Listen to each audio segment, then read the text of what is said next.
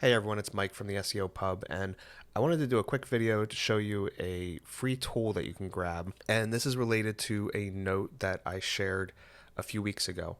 If you're not already signed up to the email list, make sure you head over to the SEOpub.com and sign up for the email list there so you don't miss the next one. The note that I shared a couple weeks ago was showing you how you can grab potential entities and related topics from Wikipedia, and it's actually using Wikipedia itself. So if you pull up any Wikipedia page, like this is a Wikipedia page about order fulfillment, they have this little tools button over here, and you can click on the link, what links here, and this will show you all the other Wikipedia pages that are internally linking to that original page you started with. And all of these are potentially entities that you may want to include on any content you're writing about. In this case, it'd be order fulfillment, or it's also potentially topics for other pieces of content that you may want to expand out into a topic cluster. So I shared this idea in a Facebook group this week, and David Gossage from SEO Greetings took the idea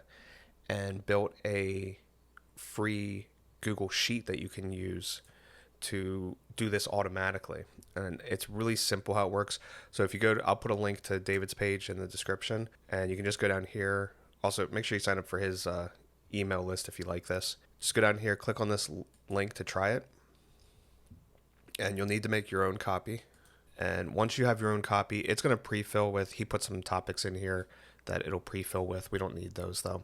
We're just going to get rid of those. All you have to do is in column A here, you would put in the topic that you want to start with. So for example, if we're doing, and you could do multiple topics here. So if we're doing order fulfillment, which is the example I showed over here, this will automatically, if it can find a Wikipedia page, it'll pull it, and then it'll pull those potential entities from this list for you. And you can, like I said, you can do multiple topics. So we could do e-commerce,